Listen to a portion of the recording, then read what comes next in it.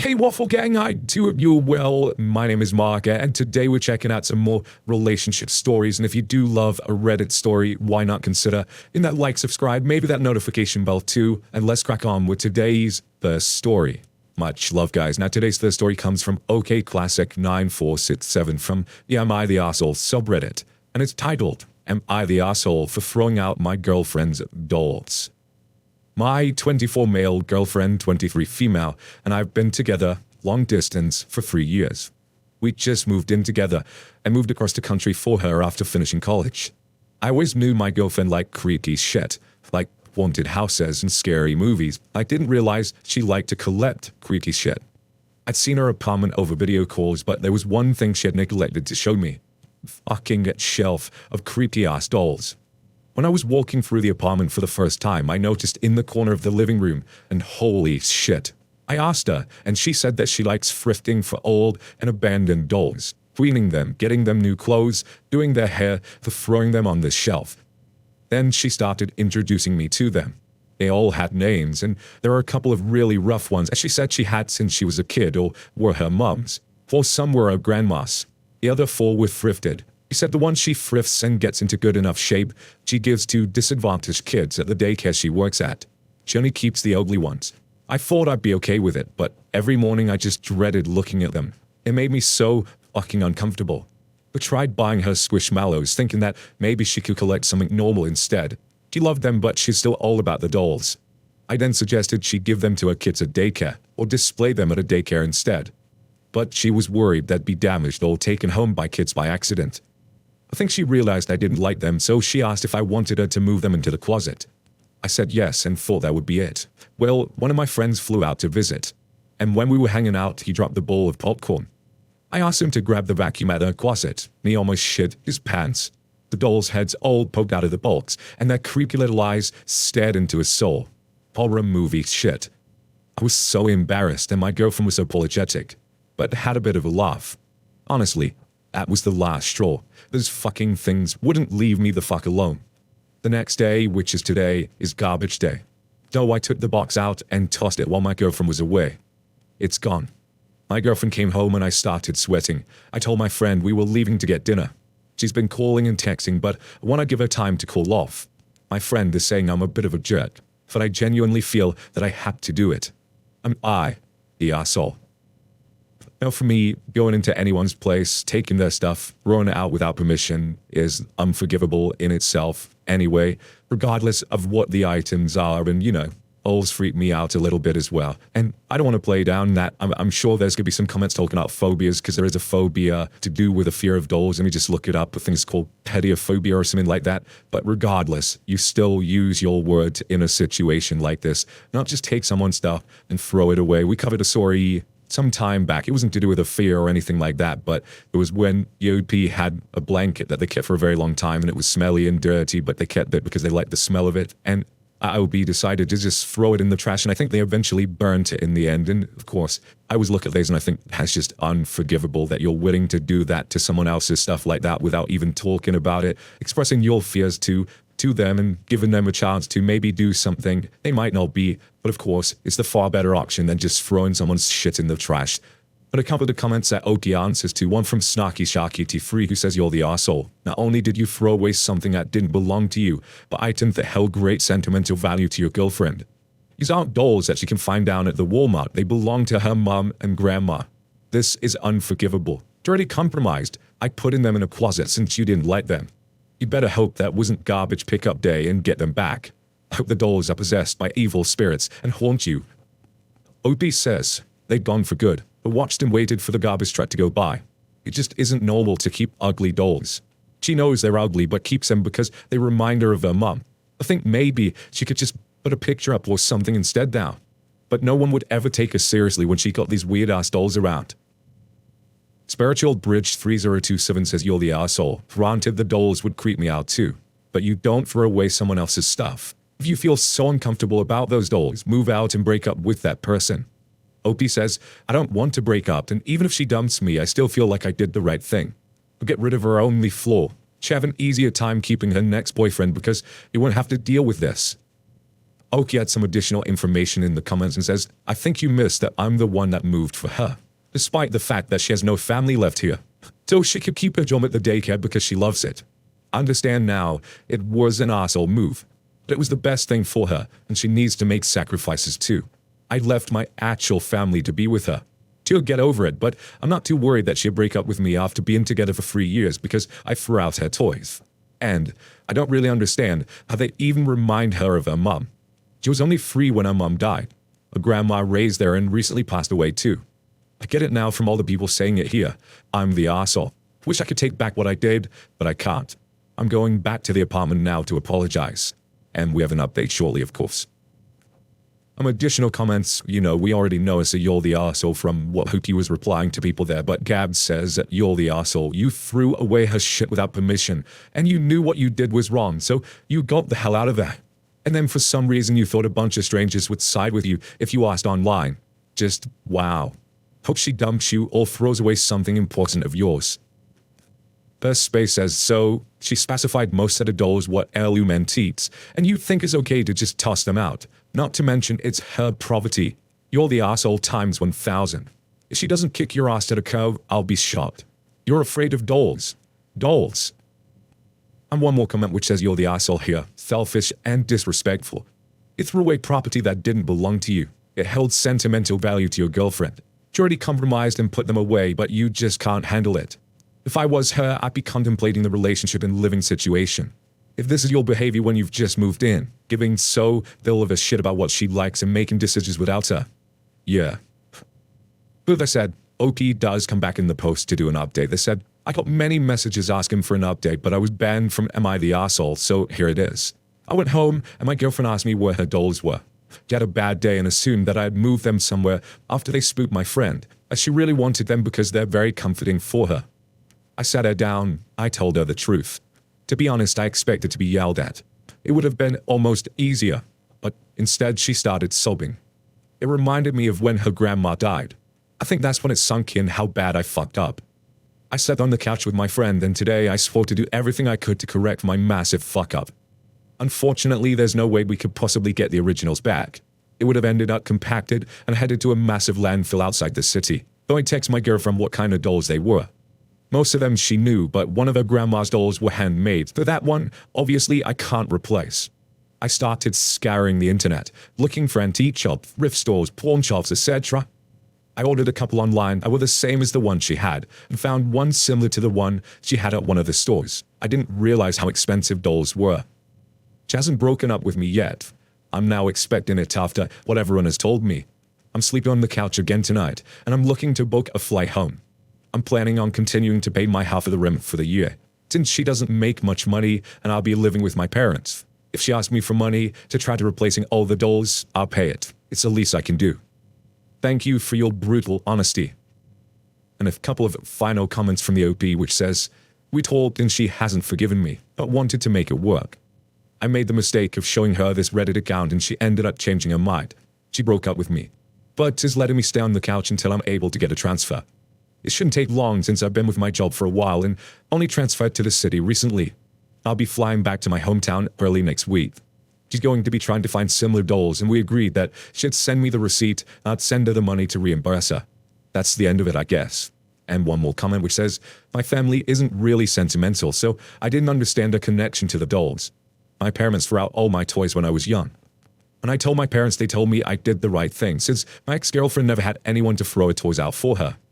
I told them that was a really messed up thing to say because I'd realized my mistake at the time and they're stuck in their ways and just said, well, you turned out fine, didn't you? And got mad that I was implying they were bad parents. She ended up dumping me. I now know better, even though it's too late. My ex-girlfriend told me that she appreciated that I knew what I did was wrong now, even if it was too late. She broke up with me and I'm going back to my hometown at the end of the week.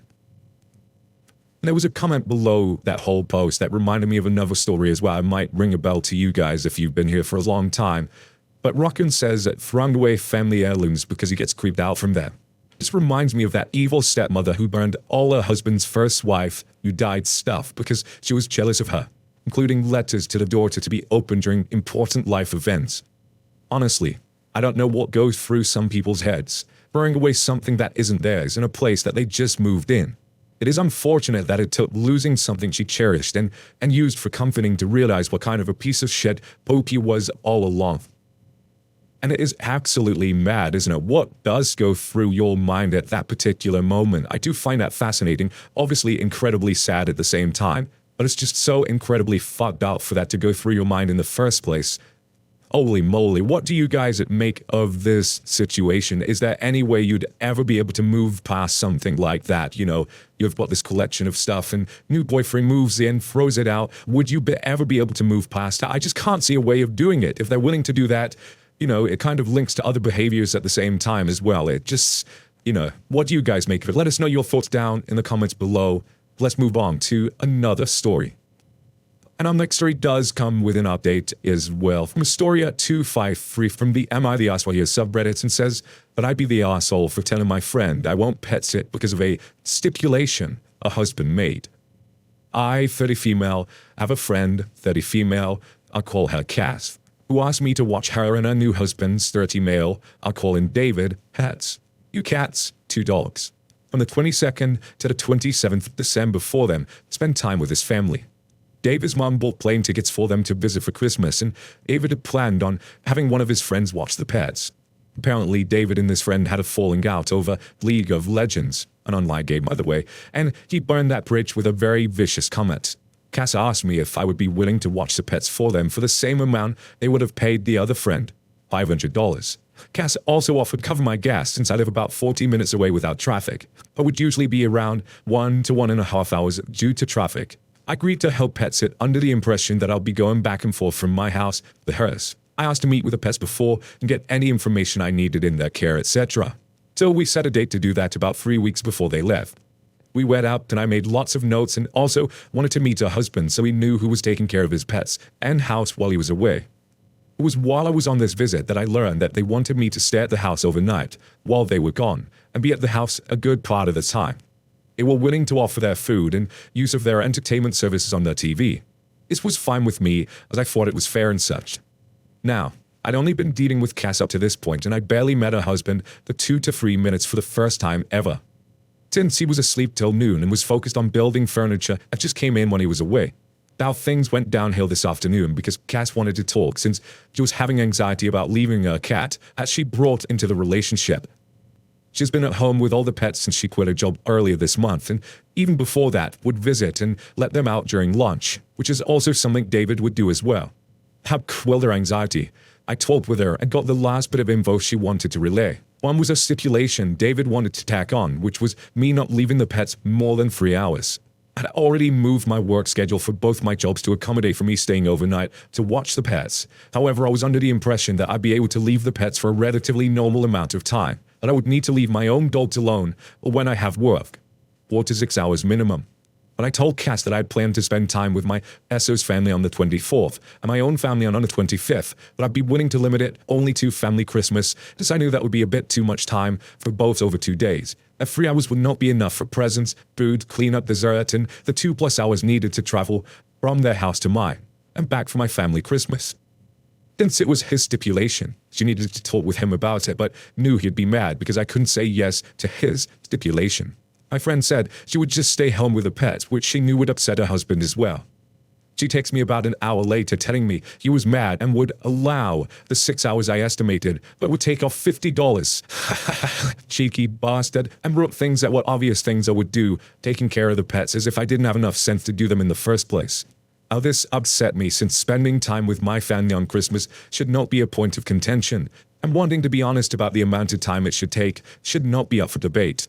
If this was such an important point, it should have been mentioned when I was getting all the other information and not days before they leave.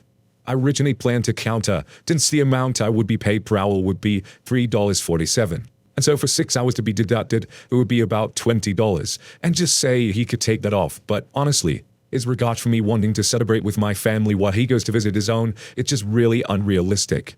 So would I be the arsehole for telling them they need to find someone else? Oh, there was some comments with to replies as well. So J Groovy Daisy says, "Not the arsehole, you've been very accommodating, and the husband at least seems manipulative.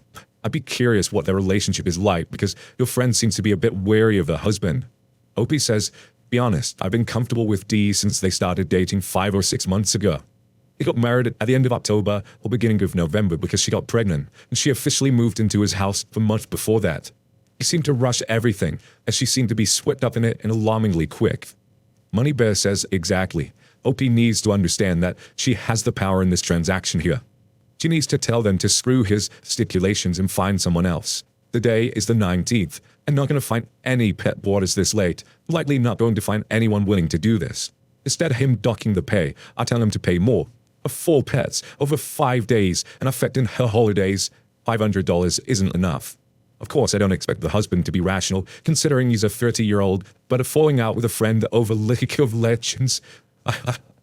Opie says, when Dee decided to cut the $50 off the original compensation, I knew immediately he did it out of anger and tried to manipulate me into doing what he wanted by scaring me with it. He thought he could control me the way he does for anything else. However, I have a lot of experience with emotionally immature behaviors and refuse to play whatever game they want. The OP does come back in and to update the post. It says, hi everyone, I made a post yesterday about my friend and her husband's demands for pet sitting over the holiday. Here is the original post link, and then shares the link. First off, I would like to thank everyone for their support and judgments. Also, all the references on prices from the pet sisters was very helpful. Now, I'm sure you were wondering what I did in this situation, and I decided not to pet sit for them. I messaged my friend this morning telling her, friend, I honestly do not think I'm the right fit for you and your husband for pet sitting now. I'm sorry, but you guys need to find someone else. This was a difficult decision to make, but I just do not feel comfortable with the turn of events that have occurred. So far, she has not responded. I'm perfectly fine with this because I don't think having her and her husband is something I want. I am a recovering people pleaser and really needed to know that my boundary was reasonable. But having so much support shown really helped. I'll be enjoying my Christmas stress-free with my family and my own dogs. We'll also be spending time celebrating with my SO and my other very supportive friends. Some things that I also wanted to address. I've been friends with her for about 15 years.